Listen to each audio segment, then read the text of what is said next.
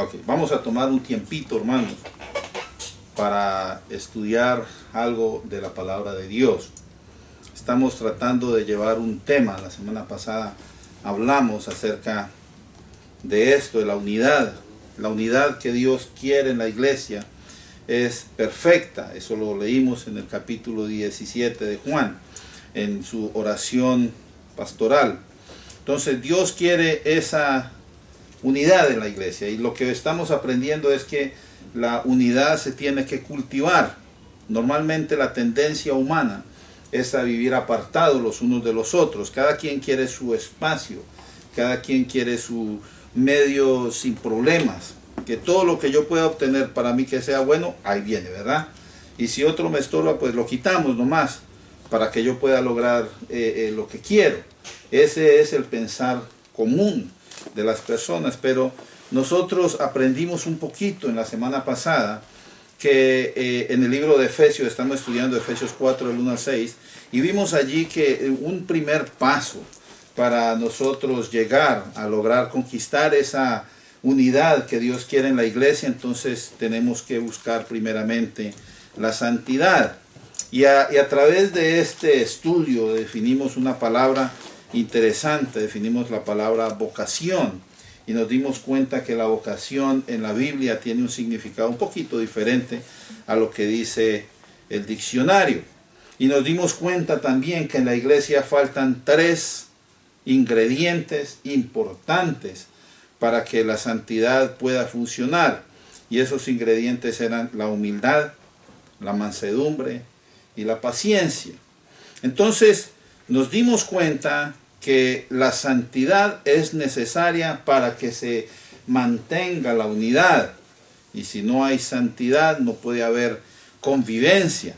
Y ese era el primer paso para nosotros poder llegar a la unidad que Dios quiere. Entonces, en el libro de Efesios capítulo 4, del 1 al 6, dijimos, vamos a dividir esta porción en 3 partes. Y dijimos, la primera parte sería santidad, ¿verdad? La segunda parte, que es lo que vamos a estar viendo el día de hoy, es transformación. Entonces tiene que haber un cambio. La santidad tiene que traer cambio a la vida de las personas. Y para eso entonces vamos a tomar en cuenta de Efesios 4, el versículo 3 nomás. Y dice allí, solícitos en guardar, dice, la unidad del Espíritu en el vínculo de la paz. Y hay una serie de palabritas allí que uno dice, bueno, suena bonito la cosa, ¿verdad? Qué bonito vínculo y todo, qué bonito. Pero ¿qué querrá decir todo eso? Entonces es a lo que nos vamos a tratar nosotros de enfocar hoy para aprender un poquito. ¿Qué es ser solícitos? La palabra ser solícito es cuando una persona actúa con diligencia, y esa es otra palabra que también tenemos que mirar. Entonces, ser diligente es hacer las cosas cuando se tienen que hacer. Hay un dicho popular por ahí, no deje para mañana lo que puede hacer hoy. Y normalmente la pereza es el enemigo número 1 de la diligencia. El que es diligente no tiene pereza, pero el que no es diligente es una persona que tiende a la pereza. Y dice la Biblia que el que perecea mucho, entonces va a pasar hambre y va a estar pobre y se la va a pasar en la cama, como dice, como la puerta gira en las bisagras, ¿no? Dando vueltas. Hay otro pasaje por ahí que dice el perezoso, no, yo no voy a salir porque hay peligro afuera, ¿verdad? Dice, el león está en la calle y mejor no salgo. Esas son cosas que uno tiene que evitar. Entonces, más bien, para ser solícito, tenemos que tener diligencia. Olvidarnos de la pereza, la cobijita. A veces la cobija nos abraza con cariño a nosotros, ¿verdad? Y sabemos que tenemos cosas para hacer. Mañana lo hago. Y así, y entonces al otro día llega otra poquito de pereza y dice, mejor mañana. Y así a lo último, usted ya no ha hecho nada. Y por eso es que hacen las cosas a las carreras y ya nada le sale bien. Entonces, aquella persona que es solícita, entonces actúa con diligencia, pero también con cuidado, para que las cosas salgan bien. ¿Y eso para qué? Para terminar, o sea, para hacer algo que se le ha encomendado.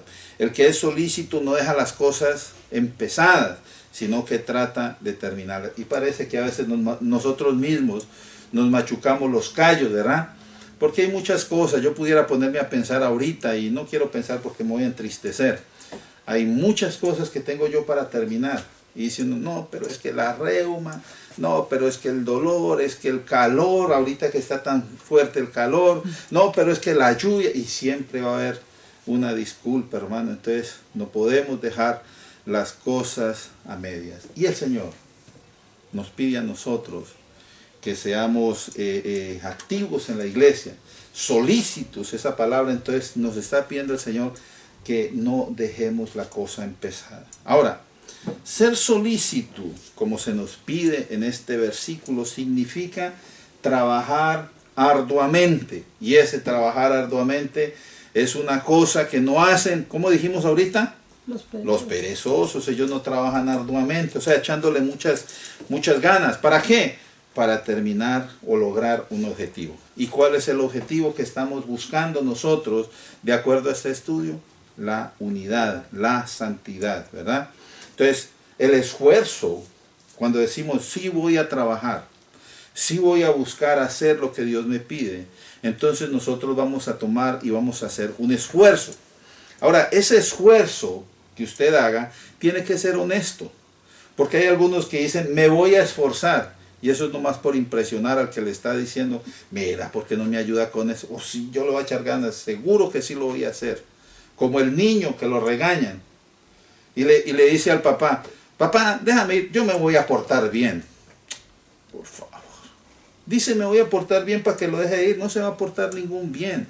¿Por qué? Porque no es un esfuerzo honesto. Él se va a portar como quiere portarse, ¿verdad? O sea, hay algo escondido allí que todavía quieren hacer. Ese esfuerzo también tiene que ser transparente. ¿Qué quiero decir con eso? Hay que dejar ver las verdaderas intenciones que tenemos cuando nosotros nos esforzamos. Por ejemplo, hay gente que se esfuerza por verse bien delante de los demás. ¿Y cuál es el deseo de ellos? Que los levanten, que digan, mire qué tremendo, qué buena esta persona, ¿verdad? La santidad de este.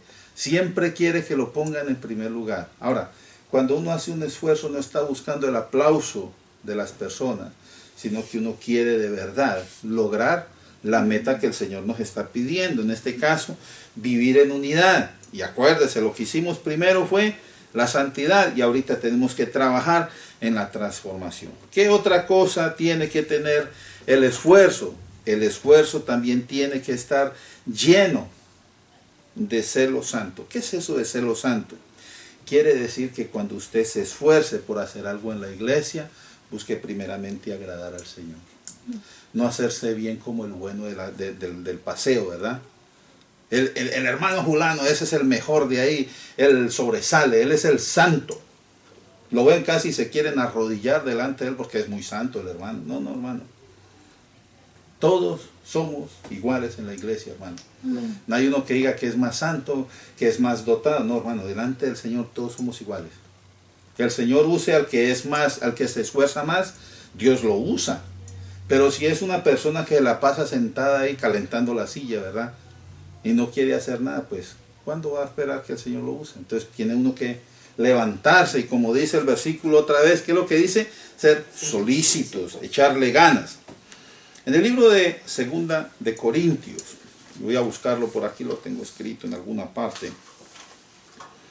Segunda de Corintios, capítulo 7, versículo 9 al 11, el apóstol resalta el efecto de la solicitud, o sea, ¿qué pasa cuando la gente es solícita?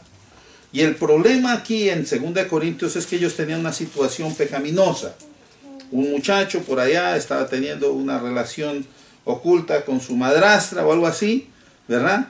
En la carta de 1 Corintios, ahí en la 2 Corintios el apóstol habla de eso. Mire lo que dice allí, 2 Corintios 7, 9 al 11, dice, ahora me gozo, no porque hayáis sido contristados, o sea, fueron contristados o fueron entristecidos por haber visto el pecado y la maldad que había dentro del grupo de ellos. Posiblemente pensaban, no, nosotros aquí todos santos, todos oramos, todos cantamos, todos alabamos, pero por ahí había uno que estaba torcido, ¿verdad? Entonces dice el apóstol, yo no me alegro porque hayan tenido que pasar por esa tristeza, sino porque fueron contristados o pasaron por esa situación para arrepentimiento. Porque habéis sido contristados según Dios para que ninguna pérdida padecieseis de nuestra parte. Porque la tristeza que es según Dios produce arrepentimiento. ¿Para qué? Para salvación. Quiere decir que cuando el Señor pone ese peso en la persona que ha cometido una falta, ese peso es para que haya una restauración. No es que el Señor lo quiera ver a uno apaleado por allá en un ring, no, le está llamando a usted la atención para que se levante otra vez. Y aquí dice, para salvación. ¿Dónde íbamos? En el versículo 10, ¿verdad? De que no, según Dios produce arrepentimiento para salvación, de que no hay que arrepentirse, pero la tristeza del mundo produce muerte. ¿Por qué la tristeza del mundo produce muerte? Porque normalmente la gente dice que van a ir a ahogar las penas en el licor, ¿verdad? Y no saben que las penas saben nadar, ¿verdad? Las penas siguen allí. El licor no le va a quitar las penas a nadie, mucho menos las drogas o cualquier clase de actividad que usted quiera hacer. Pero en Dios nosotros tenemos el respaldo del Señor, podemos venir a Él, arrepentirnos y recibir esa salvación, esa restauración. El versículo 11 dice, porque aquí, esto mismo de que hayáis sido contristados según Dios, ¿qué solicitud produjo en vosotros? Ahí está la palabra solícitos. ¿Qué fue la solicitud que produjo en ellos? ¿Qué defensa, qué indignación, qué temor, qué ardiente efecto, qué celo y qué vindicación? En todo habéis, ¿qué dice allí? Os habéis mostrado limpios en el asunto. O sea, ellos quisieron arreglar la situación bien, para poder llegar a ser otra vez, a ser ubicados nuevamente en el lugar de la santidad, donde ya hemos confesado. Mire, les voy a decir una cosa, hermanos. Un pecado no confesado. Ahora, no le estoy diciendo, ahorita me voy a sentar aquí, vienen y me confiesan los pecados. No, hermano, usted tiene que confesarle sus pecados a Dios, ¿verdad? Y cuando usted no confiesa sus pecados, dice la Biblia que la persona empieza a sentirse como que se va muriendo. David dijo, mientras callé, dice, se secaron mis huesos dentro de mí. Mi verdor se volvió como sequedades de verano. ¿Por qué? No había confesado todavía. Cuando usted no ha confesado es porque no se ha arrepentido. Entonces confesar es signo de arrepentimiento. Y dice, cuando usted confiesa y se arrepiente, entonces hay una restauración. Cuando los corintios pasaron por esta situación, Pablo dijo que tenían que hacer una cosa con esta persona, que se la tenían que entregar al enemigo para que se salvara el alma, ¿verdad? Y entonces ellos se pusieron pilas, hicieron lo que el Señor les dijo a través de Pablo. Y mire que fue restaurado el hombre, fue restaurada la familia y fue restaurada la iglesia. Entonces ellos pudieron ver que cuando oraron todos juntos para ser levantados, entonces lo lograron. Tenemos que ser unos para lidiar con esas situaciones en la iglesia. Entonces ellos pusieron solícitos, echaron solicitud en arreglar ese problema. En el libro de Primera de Pedro, capítulo 1 y versículo 15 y 16, vemos que cuando una persona trabaja en estas situaciones, podemos llegar a ser restaurados a la santidad. Ese tiene que ser el objetivo de todos. Toda la iglesia tiene que siempre buscar estar en armonía con Dios. Ahí está, ¿qué dijimos? Primera de Pedro. Primera de Pedro, capítulo 1, 15 y 10. Yo no lo tengo por acá, alguien que por favor, sí lo tengo por acá, dice. Sino que como aquel que os llamó es santo, o sea, Dios que nos llamó, Dios es santo, sed también, dice, vosotros, todos santos, en toda, mire, vuestra manera de vivir. No solamente cuando vienen a la iglesia, no solamente cuando están delante de las personas, pero también cuando están solitos, hermano, que es cuando más tendencia tiene uno a hacer lo malo. Entonces, en todo momento, en toda vuestra manera de vivir, tenemos que ser santos. Porque escrito está. O sea, está en la palabra de Dios. Sed santos porque yo soy santo. Entonces, es una petición, es un requerimiento de Dios. Ustedes tienen que ser como yo. Imítenme a mí, dice el Señor, sean santos. Ahora, sabemos que la palabra ser santo quiere decir ser apartado del mal, de todos esos deseos carnales, todas las cosas que nos atraen a estar alejados de Dios. Ya sabemos eso. Entonces tenemos que buscar estar en armonía con lo que dice la palabra de Dios. Amén. Amén. Entonces entendamos que la vida cristiana tiene que ser un deseo intenso, constante y progresivo. O sea que en todo momento nuestro deseo tiene que ser de crecer en la relación con Dios. Como dice la Biblia nos llama a que busquemos la santidad con diligencia. Tenemos que hacerlo en todo momento. Y ahí está, segunda de Pedro, ya no primera, sino segunda de Pedro, capítulo 1, versículos 2 al 8. Gracia y paz sean multiplicadas en el conocimiento de Dios y de nuestro Señor Jesús, como todas las cosas que pertenecen a la vida y a la piedad nos han sido dadas por su divino poder, mediante el conocimiento de aquel que nos llamó por su gloria y excelencia. Entonces estamos conociendo al Señor, por medio de las cuales, o sea, el conocimiento,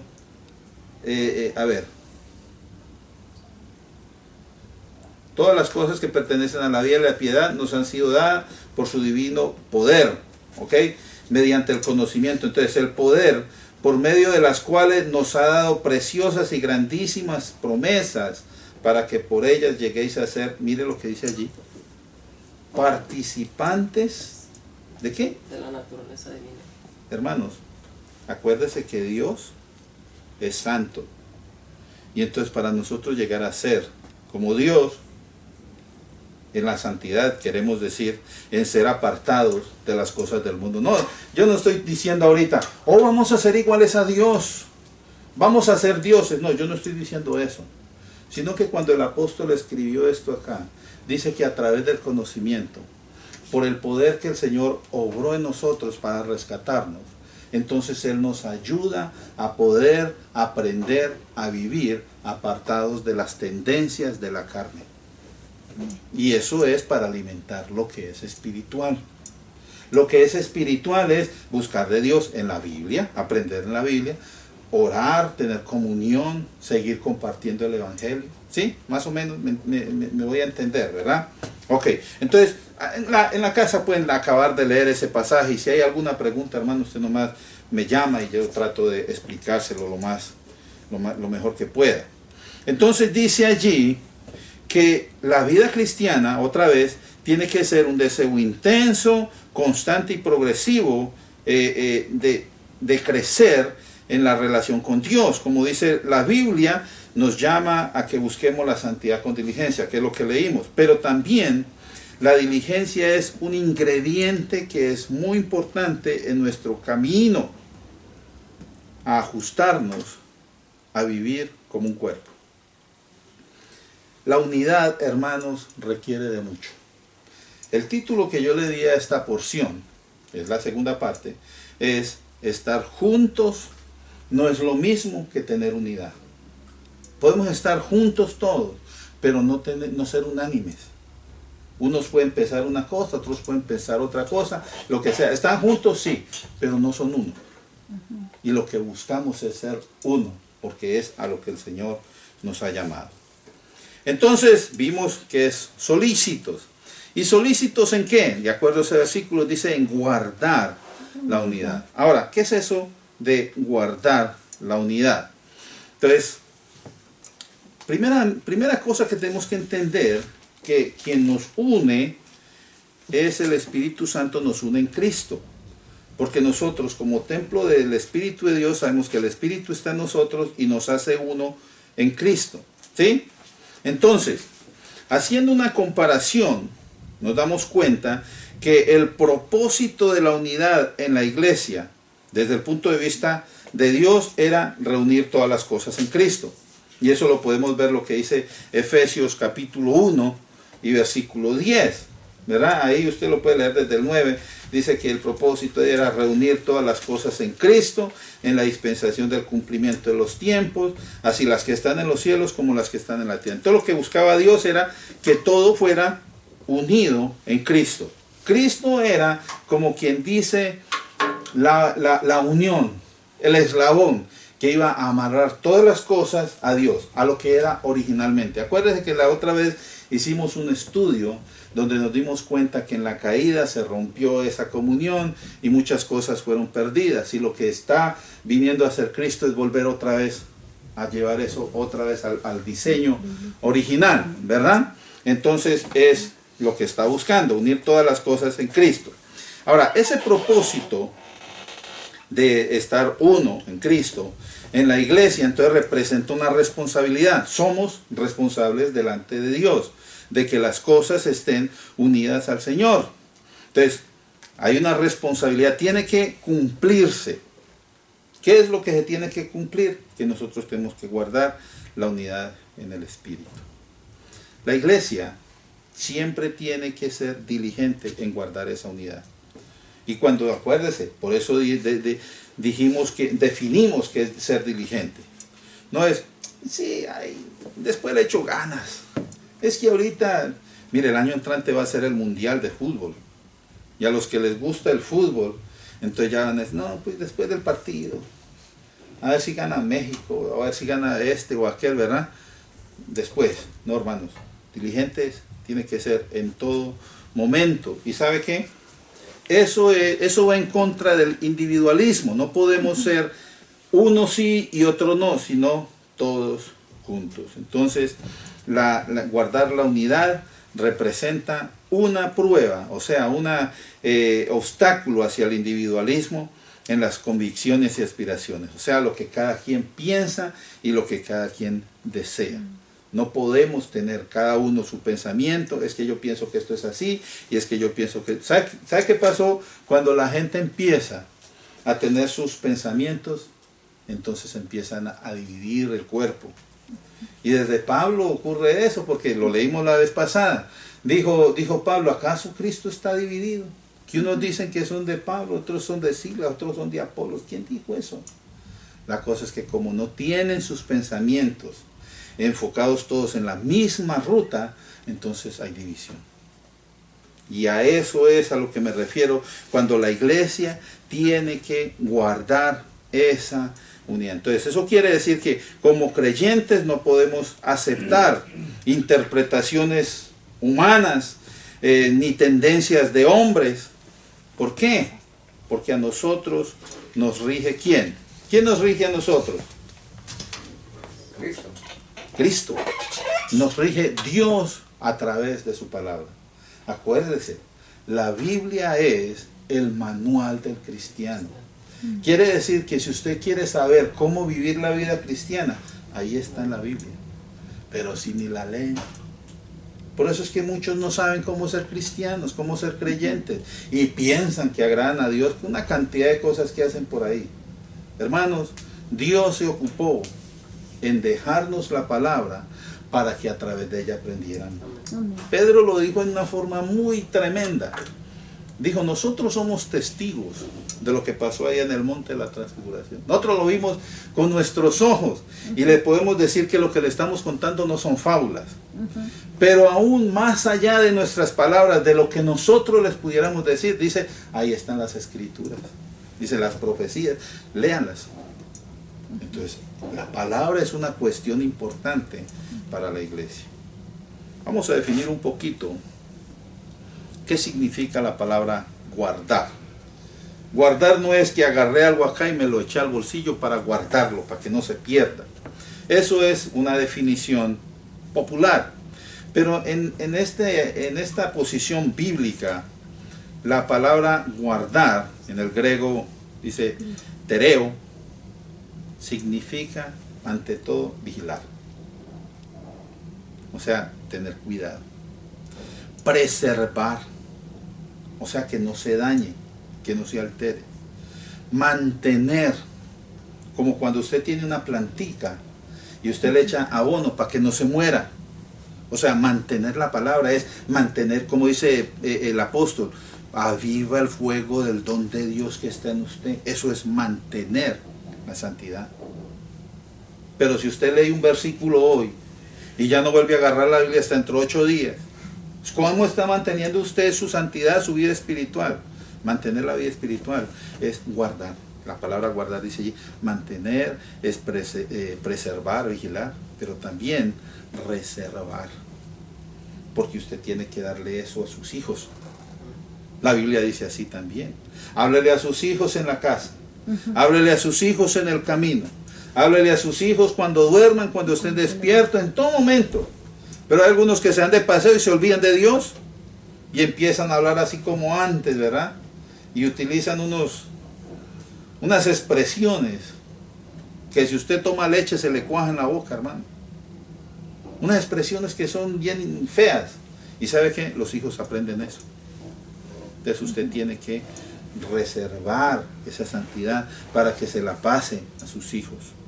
Para que sus hijos aprendan a ser buenos cristianos. Mañana o pasado mañana usted ya no va a estar aquí. Y si usted no se ocupó de enseñarle a sus hijos bien, entonces ellos se van a perder. No queremos eso, ¿verdad? Esperamos que podamos darle esa herencia a sus hijos para que el Señor los guarde y los guíe, ¿verdad? Entonces no podemos ser ingenuos en pensar que ese verbo guardar que aparece allí tiene poca importancia. Porque algunos dicen, pues dice guardar, pero cualquier cosa puede ser eso, ¿verdad? Tenemos que ser cuidadosos. Porque el que no se preocupa de guardar la palabra puede llegar a pensar que hay cosas que son más importantes que, como dice la palabra, guardar la unidad del Espíritu. ¿Sabe quién piensa eso? El creyente que es inmaduro, el creyente que es inestable, el creyente que es infantil, hermano. Piensan que no viven la iglesia como si fuera un club. Y si me enojo y ya no me gusta, me voy para otra. O sea, al fin y al cabo hay muchas. Allá donde me miren bonito, allá voy a estar. No, hermanos. La iglesia no es para apapachar a nadie, hermano. La iglesia es para aprender a servir y a respetar a Dios. Vivir en santidad para Él, hermanos. Ay, es que me miran feo en esa iglesia, ya no me gusta. Me voy para otra donde sí me miren bonito. ¿Cuántos han pasado por acá? Que mientras las predicaciones les llega, ¿verdad? ¡Qué bonita palabra, pastor! Me gustó eso, qué bueno, gloria a Dios. Pero cuando predica uno de esas que machucan, no, ya no me gustó ese pastor. Ese pastor yo creo que está hablando de su propia cuenta. Me voy para otro lado donde me prediquen lo que a mí me gusta oír. ¿Qué es eso, hermanos? La Biblia es una sola. La Biblia es una sola y uno tiene que madurar. Guardar la unidad es aceptar que lo que está en la Biblia es para todos, hermano, no para unos solos. Algo interesante, antes de la obediencia a los mandamientos, como dice allí en Juan 14, 15, allí dice, si me amáis, guardad mis mandamientos. Entonces uno dice, amamos al Señor, guarda los mandamientos, ahí se demuestra. Si usted no guarda los mandamientos, no le diga, Señor, yo te amo. Porque el Señor dijo, el que me ama guarda mis mandamientos. Entonces, antes de obedecer los mandamientos, entonces hay una obligación. ¿Cuál es la obligación? Hay que poner toda diligencia en guardar un principio que se encuentra también en el libro de Juan capítulo 17 y versículo 6. Se los voy a leer lo que dice allí. Dice, he manifestado tu nombre a los hombres que del mundo me diste, dice el Señor Jesús en su oración. Tuyos eran y me los diste. Y luego dice al final, y han guardado tu palabra. ¿Cuál es el principio que se encuentra allí? Hay varias cosas que uno pudiera decir, pero primeramente es, los hombres pertenecen a Dios, porque Él es nuestro creador. Entonces pertenecemos a Él. Ahora, los que decidieron servir al Señor, entonces fueron guiados por el Señor a Cristo. Y en Cristo entonces aprendieron a conocer verdaderamente quién es Dios. Y cuando aprendieron a conocer verdaderamente quién es Dios, entonces aprendieron a guardar la palabra. Y acuérdese que guardar tiene muchas cosas de significado. Vigilar que se haga la palabra. Preservarla, o sea, cuidarla. Mantenerla. Reservarla. Todas esas cosas con la palabra. Entonces, cuando nosotros vemos esa obligación, nosotros ponemos diligencia en guardar ese principio. La palabra de Dios para nosotros es muy importante.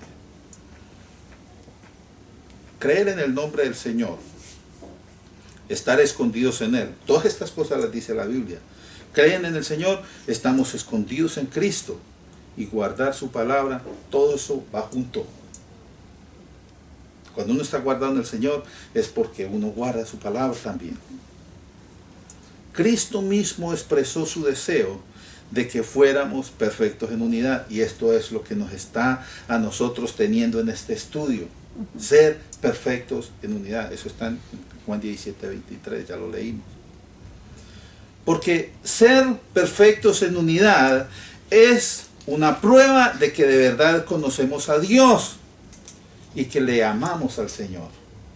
O si no, vamos a leer lo que dice Juan, primera de Juan, capítulo 2, versículos 3 al 6. Mire lo que dice allí. En esto sabemos que nosotros conocemos a Dios. ¿Cómo va a saber el hermano Polo, el hermano Moy, que conoce a Dios? ¿Cómo lo va a saber? Mire lo que dice aquí, primera de Juan capítulo 2, versículo 3. En esto sabemos que nosotros le conocemos.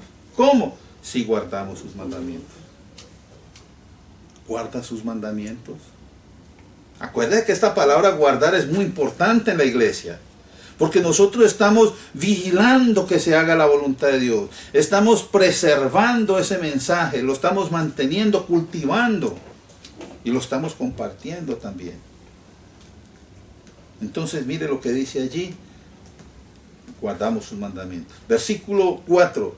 El que dice, ponle cuidado, el que dice, yo le conozco, o sea, yo conozco a Dios, y no guarda sus mandamientos, entonces es un mentiroso.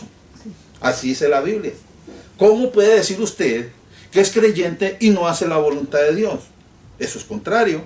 Y la Biblia lo dice claro. Entonces, si usted dice, yo le conozco y no guardo sus mandamientos, entonces usted es un mentiroso. Y la verdad de Dios no está perfeccionada en él. No está en él, ¿verdad? No está en él. Versículo 5 dice, pero el que guarda su palabra, el que si hace la voluntad de Dios, dice, en este verdaderamente el amor de Dios se ha perfeccionado. O sea, está bien cimentado allí. Y por eso nosotros sabemos que estamos en él. ¿Se da cuenta? Gloria a Dios. Entonces así usted puede hacer un experimento y decir, yo sí amaré al Señor, voy a mirar. ¿Qué tanto guardo yo su palabra? ¿Qué tanto leo yo la Biblia? ¿Qué tanto oro yo al Señor? ¿Qué tanto clamo delante de Él? ¿Qué tanto me duele hacer lo malo delante del Señor? Eso lo ayuda a usted a entender cuánto ama usted al Señor. Dice, el que dice que permanece en Él, entonces tiene que andar como Él anduvo, a hacer lo mismo que el Señor. Por eso en otra ocasión dijimos, ¿qué esperamos nosotros cuando vemos que Cristo sufrió? Pues que también de pronto nos va a tocar sufrir, hermanos. ¿Por qué? Por la palabra de Dios. Es interesante esto, hermanos. Nosotros también podemos saber que le conocemos si guardamos sus mandamientos, y es otro versículo, lo puede leer en su casa, está en primera de Juan, capítulo 2 y versículo 3, ahí usted lo puede leer. Es un ciclo, esto es un ciclo que no se acaba, lo de la unidad. Si guardamos sus mandamientos, entonces le conocemos mejor y reforzamos nuestra unidad. Si guardar la unidad en el Espíritu es la sujeción como un solo cuerpo a las indicaciones de Dios. ¿Sí? Entonces, cuando guardamos los mandamientos, todos estamos juntos en un solo cuerpo y seguimos lo que Dios nos pide. Hay muchos pasajes que hablan acerca de exhortación, para guardar la unidad. 1 Corintios 1:10, 2 Corintios 13:11, Filipenses 1:27, Filipenses 4:2, Colosenses 2:2, 1 de Pedro 3:8. Usted los puede leer en su casa. Y allí dice, yo les pido que guarden la unidad. Entonces, ¿para qué se guarda la unidad? Para lograr un objetivo. Primer objetivo, la paz. Que haya paz. La paz, hermanos, como dije al principio, tiene que ser cultivada en la iglesia. Tenemos que cultivar la paz. En Éfeso había problemas. Recuerden que estamos teniendo en cuenta un pasaje del libro de los Efesios. Allí había conflictos, había dificultades. En Efesios 4, 31 al 32 vemos que había amargura. Dice allí, Efesios 4, 31 al 32.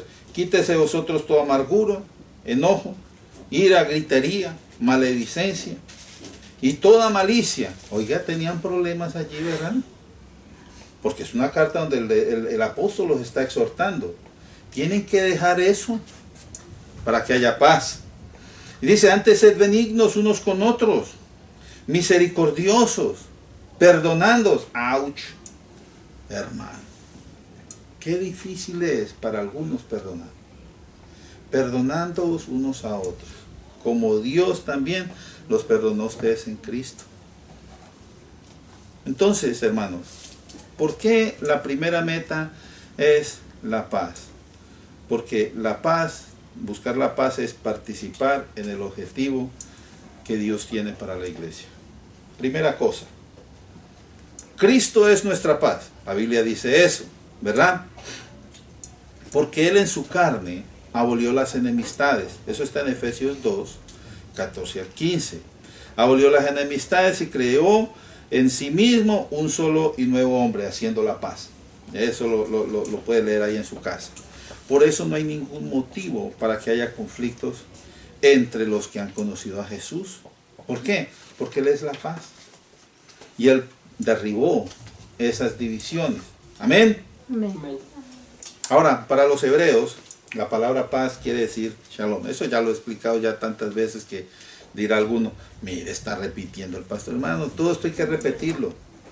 Pedro dijo, parece que yo les he enseñado muchas veces esto, pero es bueno que les repita, ¿verdad? Que si no repito, ya después se les olvida. Entonces, hermanos, shalom significa plenitud de bienestar a pesar de lo que pueda haber alrededor. ¿Que hay problemas? Sí, hermano. Pero usted descanse en el Señor. Esta paz se manifiesta cuando entre ellos hay armonía, cuando hay comprensión. Ahora, si a esa paz se le agrega también las bendiciones de Dios, entonces, hermanos, se alcanza una dimensión que impacta a los pueblos. La paz, hermano. Por eso usted puede decir, no, hay mucha dificultad y todo, pero yo descanso en el Señor. ¿Vienen las dificultades? Sí, van a venir las dificultades, pero descansamos en el Señor. Pablo exhortó a los corintios, ahí al final de su carta, les dijo, sean expresivos, hermanos. Sean expresivos en la unidad y en la paz. Ustedes dicen que tienen unidad y que tienen paz. Demuéstrenlo. Y allí dice, por lo demás, hermanos, tened gozo. La pregunta es, ¿cuántos gozosos hay acá? ¿Verdad? Tened gozo. Perfeccionaos. Y ahí está hablando un poquito de buscar más del Señor, crecer más en el conocimiento para llegar a ser perfecto. Consolaos. Alguno ve a otro llorando, dice, no, pues se lo merece para que se... No, hermano, vaya, consuélelo. Si cometió un error o lo que sea, de todas maneras consuélelo. Pero hasta lo machuco más para que llore más. No, hermano, así no es la cosa. Hay que consolarse, dice, sed de un mismo sentir. ¿Se da cuenta? Vamos a ir a hacer esto. No, pero y eso es un bonche, hermano. Mediodía y no llegan a un acuerdo. Sed de un mismo sentir. Y vivir en paz. Y el Dios de paz, dice, y de amor estará con vosotros. Ahí está eso, hermano, 2 Corintios 13, 11. Si uno busca la paz, Dios se manifiesta en medio de nosotros. Y una palabra más. Dirá, ¿y cuántas palabras más vendrán? La palabra vínculo, hermano. A mí, yo dije, eso no se puede dejar por fuera. ¿Qué es vínculo? ¿Qué entiende por vínculo? Vínculo. Vínculo es lo que une. Vínculo es una cosa que une a las personas, o es como una amarre, es como una atadura que sostiene una unidad, hermanos. Cuando usted quiere tener cosas juntas, usted les pone un vínculo, o sea, una atadura para sostenerlos ahí juntos. En la lectura de hoy, se nos llama a usar la paz como amarre, como vínculo. Sí. Ahí lo vuelvo a leer, hermano. Dice, solícitos en guardar la unidad del espíritu, ¿qué dice? En el vínculo de la paz. O sea que la paz en la iglesia es como una atadura que mantiene unidos a todos los que están allí. Cristo es la paz y Cristo es el que nos une. Y mire qué tremendo esto, hermanos. Entonces, no hay unidad si no hay paz. O sea que la paz es necesaria para que haya unidad. En el libro de Filipenses hay otra cosa que dice Pablo interesante, hermanos. Al final, Filipenses 4, de 2 al 4. Habían dos hermanas ahí que peleaban. No tenían sus ideas como en la misma forma, ¿verdad? Y Pablo les dice, por favor, Evodia, Síntique, por favor, pónganse de acuerdo. Vea lo que dice Filipenses 4, de 2 al 4. Ruego a Evodia y a Síntique que sean de un mismo sentir en el Señor. Ahí andaban. Es que yo creo que el Espíritu es esto. No, es que yo creo que el Espíritu es aquello. No, es que yo creo que... No, hermanos. Hay que mirar en la palabra y todos llegar a la misma idea, al mismo sentir, hermanos, que es Dios. Entonces dice allí, asimismo, versículo 3, te ruego también a ti, compañero fiel, que ayudes a estas que combatieron juntamente conmigo en el Evangelio, con Clemente también y los demás colaboradores míos. Entonces le dice, ayúdenles a ellas, porque si las dejan solas no se van a poner de acuerdo. Entonces el que está ahí de líder, por favor ayúdele, pero también hay otros allí que también conocen, Clemente. Entonces diríamos, dígale al hermano Moisés, dígale al hermano Pablo, dígale que le ayuden para que entren en la cosa, ¿verdad? Que entiendan bien, ¿verdad? Entonces todos nos tenemos que poner juntos para que todos podamos llegar al mismo sentir. Versículo 4 dice, regocíjense en el Señor siempre. Podemos llegar a regocijarnos en el Señor cuando logramos tener la armonía en la paz. La situación actual en el mundo, hermanos, en nuestro mundo actual, está necesitado de paz. Usted puede ver en todos los noticieros, por todas partes, hay conflictos. Pero ¿sabe qué? En la iglesia está el Señor de la paz. En la iglesia. Entonces la iglesia tiene que compartir a Cristo, que es la paz, para que otros puedan venir a recibir ese regalo y que pueda haber más paz en el mundo, hermano. Cristo es, dice Isaías 9:6, príncipe de paz. Cuando vino Cristo al mundo, dice que Él hizo la paz entre los hombres, lo que leímos en el libro de Efesios. Pero también trajo como regalo la paz a nuestras vidas. Ahí está en Lucas 1:79. Entonces la iglesia está llamada a reflejar la unidad y la paz que predica. Porque qué chistoso eso, ¿no? Que predica la paz, predica la unidad y no hay nada más dividido y nada más fuera de la paz que la iglesia. Qué triste eso, hermanos. Entonces, si predicamos la unidad, si predicamos la paz, vivamos en paz, para que el mundo aprenda, hermano. Porque ¿cómo vamos a hacer luz y sal cuando nosotros no servimos para eso? Tenemos que ser, como dice la palabra, echarle ganas. ¿Cuál era la palabra, hermanos? Vínculo. Solícitos. Ser solícitos en guardar la unidad a través del vínculo, como dice el hermano, de la paz. Primera de Pedro 2, 9 y 10. Dice que nosotros fuimos llamados con un propósito. No es para vernos bonitos en la iglesia. Qué lindo los hermanos sentaditos ahí, bien juiciosos. No. Fuimos llamados con un propósito. Y dice allí, primera de Pedro 2, 9 y 10, mas vosotros sois linaje escogido, real sacerdocio, nación santa, pueblo adquirido por Dios. ¿Para qué? Dice, para que anunciéis las virtudes de aquel que los llamó de las tinieblas a su luz admirable. Ustedes antes, dice, no eran pueblo, o sea, están fuera de esto, pero ahora ya son pueblo de Dios, no cualquier pueblo, pueblo de Dios.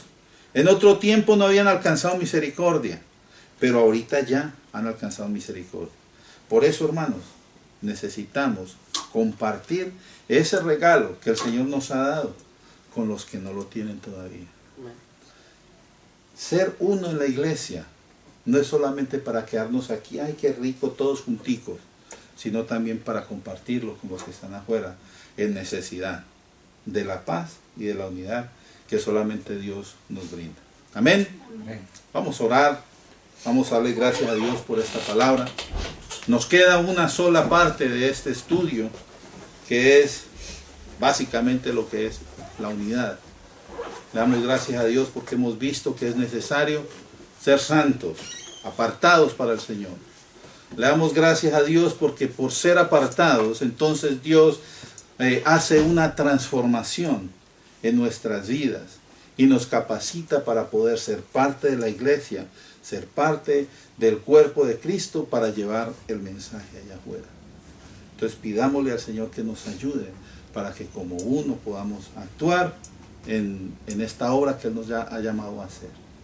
Padre bendito, te damos gracias en esta tarde por tu presencia en nuestras vidas. Gracias por esta palabra, Señor, a través de la cual nos has mostrado la importancia, Señor, de la santidad, la importancia de la transformación en nuestras vidas, el que haya paz y armonía en el grupo de la iglesia para llevar el mensaje allí a los que no lo conocen todavía.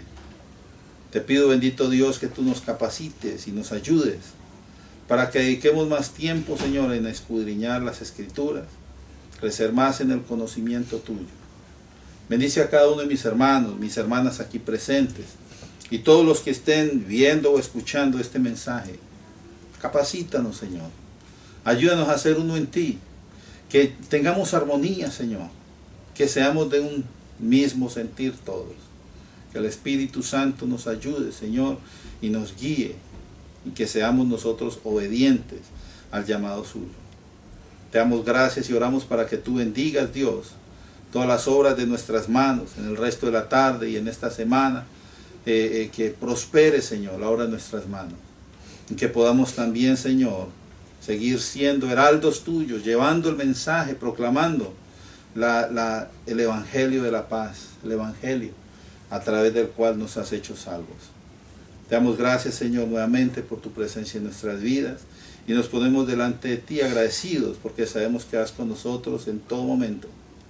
Te alabamos y te glorificamos, orando siempre en el nombre de Jesucristo, nuestro Señor y nuestro Salvador. Amén. Amén. Que mi Dios me los bendiga, hermanos, a todos y cada uno de ustedes.